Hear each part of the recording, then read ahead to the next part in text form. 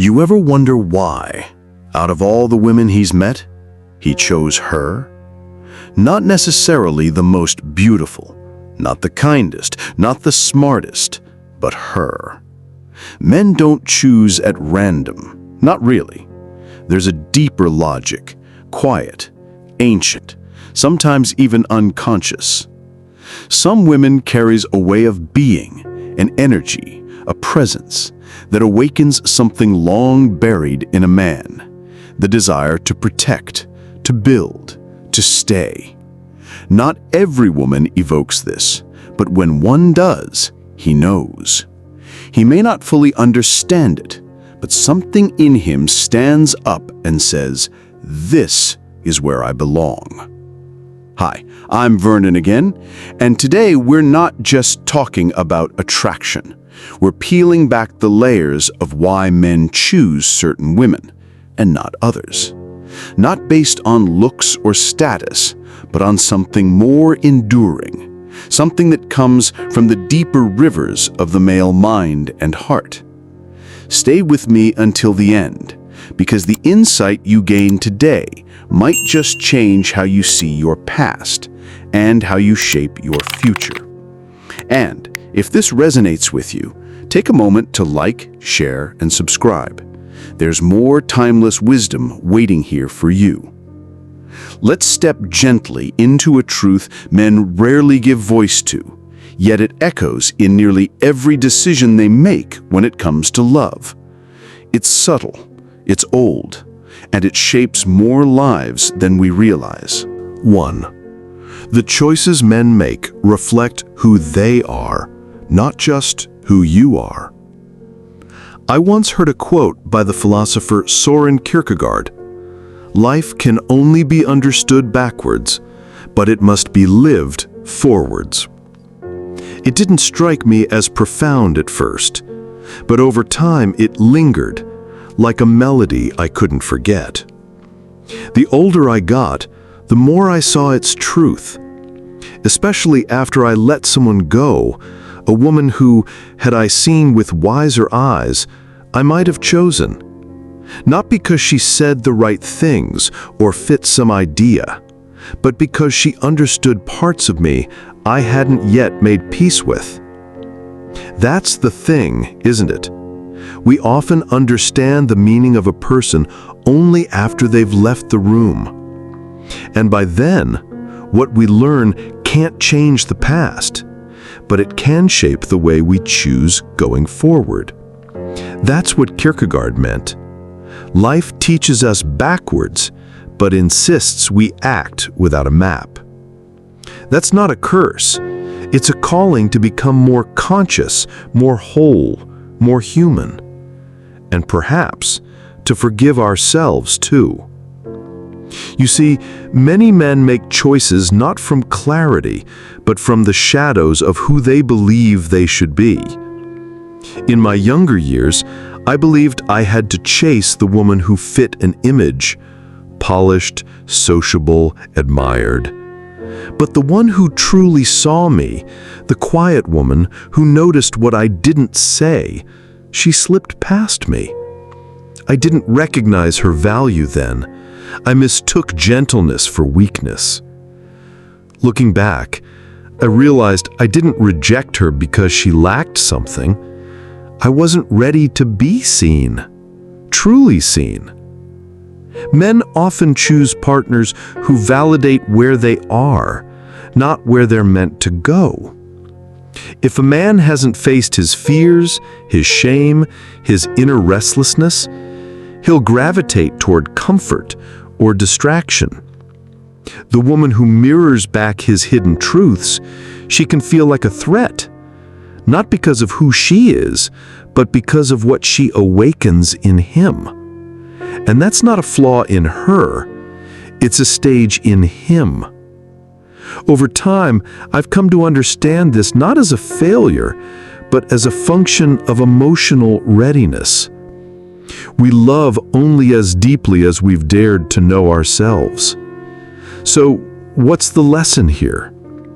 Timing alone rarely writes the story. What truly matters is awareness, the kind that comes slowly, like morning light over a quiet field. When a man begins to trace the outlines of his own life with honesty, he stops choosing from hunger and starts choosing from wholeness. His decisions become less about escaping loneliness and more about building something sacred. That's when his heart recognizes not just what he wants, but what he's finally ready to receive. So if you've ever asked, why did he choose her over me? Maybe the better question is, what was he ready to face, and what was he still running from? If readiness is the soil, then what quietly blossoms in the heart of a man who chooses with depth? Let's turn now to the quiet traits that don't just stir desire, but leave an imprint. The kind of presence that doesn't flash, but endures. 2. The quiet traits that make a man stay. Have you ever wondered what makes a man return to one woman in a world full of choices? What presence lingers in his memory long after the noise fades? It's not the thrill or the novelty. It's something quieter, something deeper, something that asks nothing, yet gives everything. A man may be drawn to beauty, he may admire intelligence, but what anchors him is emotional safety. It's the feeling he doesn't have to perform around you, that he can lay down the armor and still feel respected. For many men, this is rare, sometimes unfamiliar, and when they find it, they don't always recognize it right away, but they remember it. There's a Greek proverb that says, "A society grows great when old men plant trees whose shade they know they shall never sit in." I think of that when I think of certain women. Women who give without keeping score, who listen without rushing to fix, who offer steadiness, not spectacle. Their presence feels like that kind of shade, quiet, generous, and rare. I remember a woman I once knew, Mary Ann. She never needed to take up space to be felt. She didn't try to impress, didn't fill silence with noise, but she had a way of listening, not just to my words, but to the spaces between them. Around her, I didn't feel like I had to prove anything. I didn't feel watched, measured, or managed. I felt witnessed, and there's a sacredness to that. That kind of presence is rare, not because it's difficult to develop, but because it requires a level of stillness most people aren't comfortable with. Mary Ann didn't offer solutions, she offered presence, and that was the solution. She reminded me that being deeply seen doesn't require performance, just openness.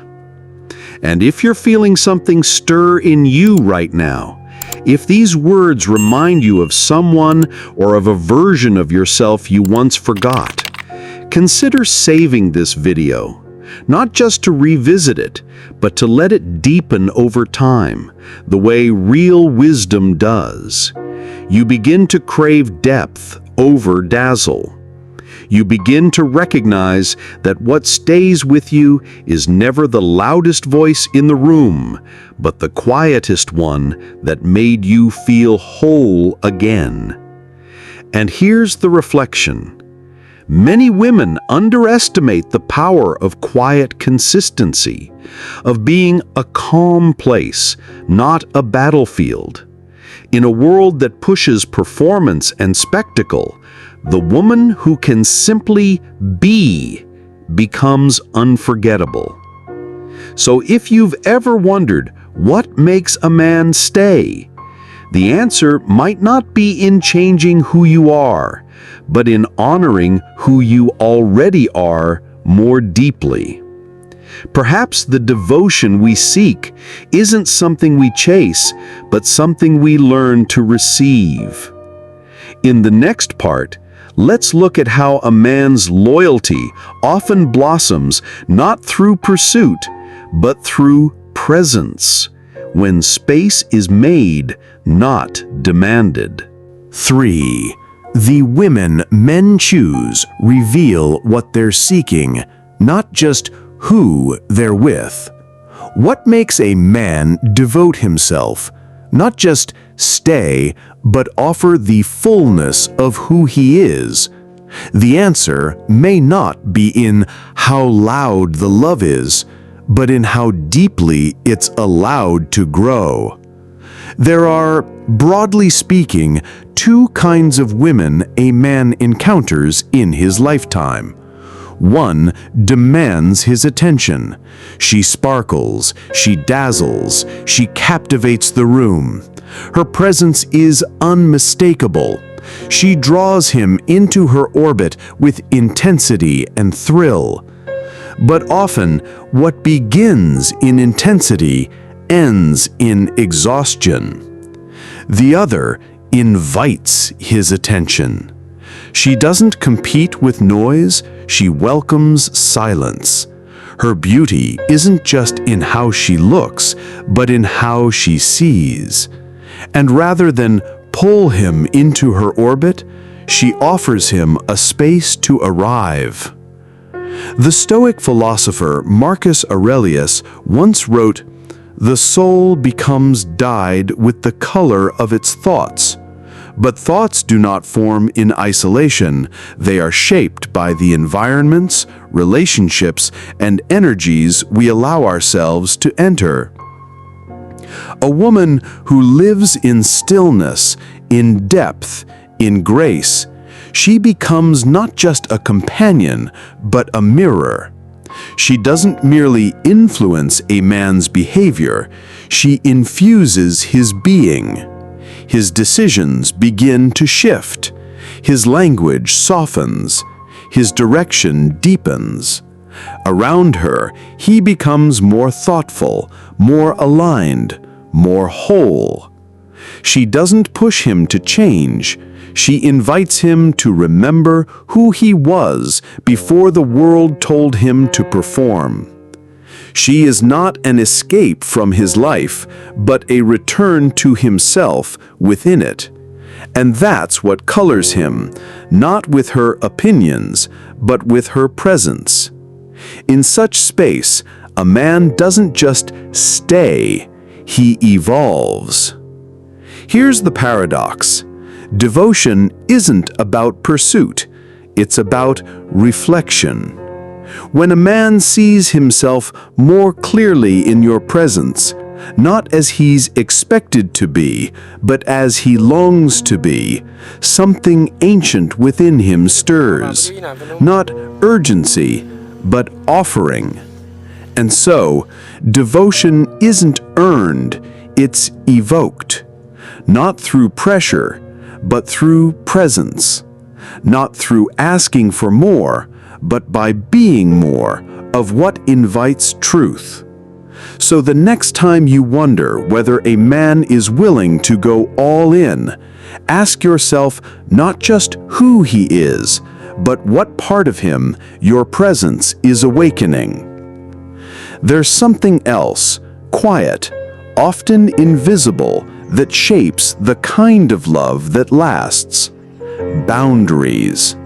Not walls to keep love out, but gates to let the right kind of love in. Perhaps it's not how much we give that sustains connection, but what we choose to guard with care. 4. A woman's boundaries shape the kind of love a man is willing to give. There's something else, quiet, often invisible, that shapes the kind of love that lasts. Boundaries. Not walls to keep love out, but gates to let the right kind of love in. Perhaps it's not how much we give that sustains connection, but what we choose to guard with care. Most people confuse boundaries with rejection, but in truth, they are an act of reverence, both for ourselves and the relationship we hope to grow. A boundary says, I value this connection enough to protect it from what could slowly erode it. Boundaries are not ultimatums, they are invitations to conscious relationship. At their best, they are not demands, but declarations, clear lines that say, here is where I begin and where respect must meet me. Without boundaries, love becomes performative, trying to prove worth through endless giving.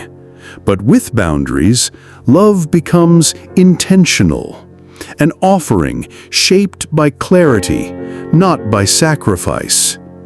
Love without form dissolves into confusion, but love guided by thoughtful limits gains structure, like water shaped by the vessel that holds it. And isn't that what we truly long for? Not love that overwhelms us, but love that contains us. Not love that consumes, but one that knows how to hold and be held. A boundary doesn't push someone away. It offers them a deeper way in. The philosopher Epictetus once said, "Freedom is the only worthy goal in life. It is won by disregarding things that lie beyond our control." Boundaries are how that freedom is honored in love. They remind both partners where self-respect ends and shared respect begins. When a woman holds her boundaries with grace, not aggression, she becomes someone a man doesn't just admire, but trusts. He knows where she stands, and in that clarity, devotion finds something to build on. So ask yourself, not just what you're willing to offer, but what you're no longer willing to overlook. Because the love that endures isn't the one that says yes to everything. It's the one that knows when to say, "This matters." And perhaps the next step isn't in offering more, but in recognizing what love asks of us in return. Because sometimes the way we hold ourselves becomes the very shape of the love we attract. 5. The way he show up reflects the love he's willing to receive, not just the love he want. Love is not something we receive passively. It is something that calls us into participation. Often, silently, it asks us, are you living in alignment with the kind of relationship you long for? Are you choosing from fear or from fullness? I've come to believe that one of the most overlooked truths in relationships is this: the love we experience rarely exceeds the level of self-honesty we practice. A man may long for deep connection, but if he avoids his own inner landscape, he'll choose someone who helps him forget rather than remember. And a woman may desire loyalty, but if she silences her own voice to keep the peace, she teaches him not to listen. Eric, my friend, told me that in his last relationship, he believed he was showing up honestly, present, supportive, kind. But over time, he noticed something.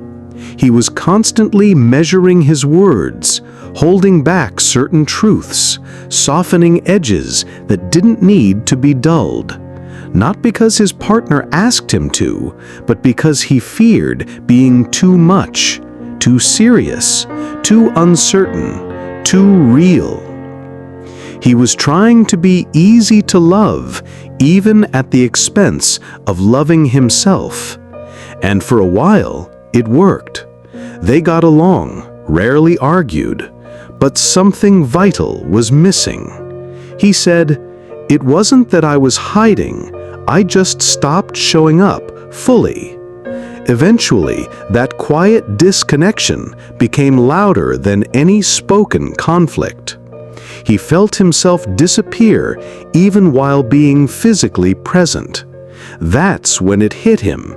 Peace without authenticity isn't peace, it's erasure. That's when I learned, love that's built on performance always demands more performance. But love that is rooted in truth, no matter how disruptive, has the power to liberate. We often say we want real connection, but are we willing to risk being fully known? Because the risk isn't in being rejected by the other, it's in rejecting ourselves first, in small, silent ways. So the deeper truth is this: love doesn't just want your goodness, it wants your wholeness. There's a line from Carl Jung that stayed with me. Until you make the unconscious conscious, it will direct your life, and you will call it fate. In love, this is especially true. We think we're choosing freely, but often we're just reenacting what feels familiar. Until we stop, until we ask harder questions.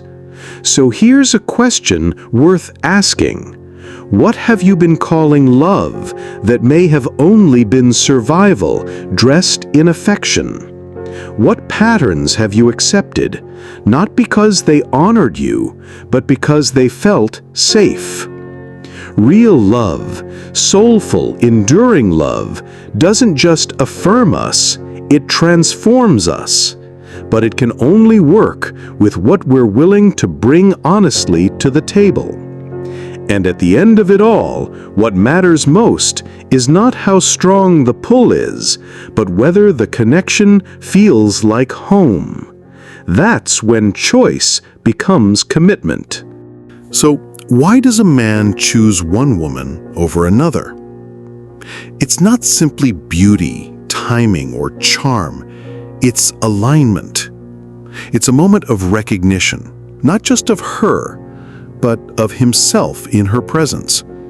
The kind of woman who reflects back who he's ready to become. The kind of love that invites him to expand, not escape. From Kierkegaard's wisdom on time to Marcus Aurelius on inner influence, to Jung's truth about unconscious patterns, we've seen that love isn't random, it's a mirror. Every choice a man makes in love is a quiet confession of where he stands with himself. His attraction may be instinctive, but his devotion is revealing. It tells us what he values, what he fears, what part of himself he hopes to redeem or finally embrace. Love then becomes less about compatibility and more about consciousness. A man doesn't choose the woman who fits his checklist. He chooses the one who reflects his next chapter.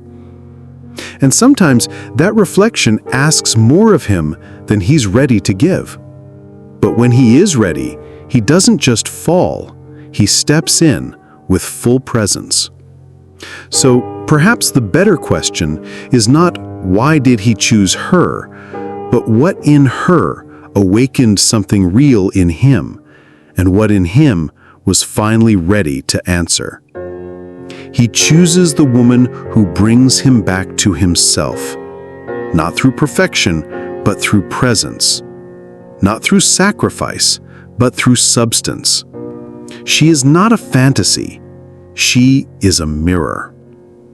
So perhaps the real invitation here is not to be chosen, but to become the kind of person who chooses herself so completely that anyone who walks beside her does so from clarity, not confusion. Thank you for walking through this reflection with me. If this resonated with something inside you, I invite you to like, share, and subscribe to the channel. It helps this wisdom reach someone else who may be quietly searching for it. And I'm Vernon. Thanks for watching my video.